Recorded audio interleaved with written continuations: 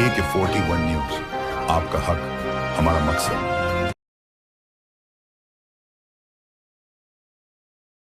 आज या ठिकाणी मालेगाव शहरातील तमाम कामगार बांधवांच्या वतीने महाराष्ट्र शासनाला भारतीय ट्रेड युनियनच्या माध्यमातून जे काही निवेदन देण्यात येत आहे त्या निवेदनाला आम्ही मालेगावकर विधायक संघर्ष समितीच्या वतीने सहर्ष पाठिंबा व्यक्त करतो।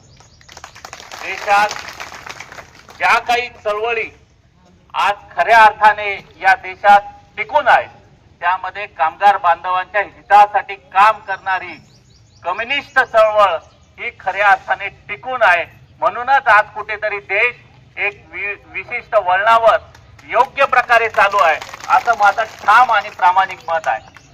जर कामगार बांधवांच्या हिताचा विचार केला गेला नाही तर ह्या देशातल्या 50% नागरिकांच्या हिताचा विरोधातला निर्णय सरकार घेतं, या प्रकारचं धोरण सरकार जर राबवत असेल तर त्याला कुठेतरी आपल्याला रस्त्यावर उतरून विरोध करावा लागेल।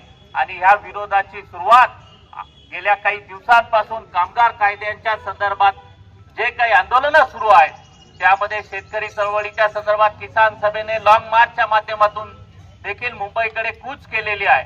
अशाच ज्या काही आंदोलनं चालू आहेत या आंदोलनांमध्ये आमचा सक्रिय पाठिंबा सातत्याने आम्ही देत आलेलो आहोत। मला वाटतं आपल्या सर्वांच्या मागण्या या रास्त आहेत।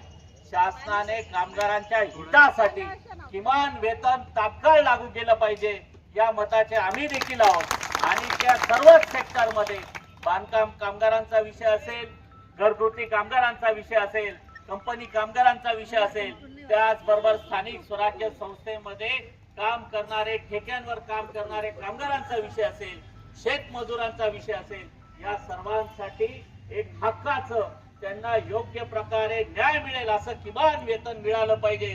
त्याचबरोबर त्यांच्या भविष्याची तरतूद म्हणून त्यांना आरोग्य विमा आणि त्यांना पेन्शन लागू केली गेली पाहिजे या मताचे आम्ही आहोत। आणि आपल्या सर्व मागण्यांना आमचा पाठिंबा व्यक्त करून मी याच ठिकाणी थांबतो। धन्यवाद।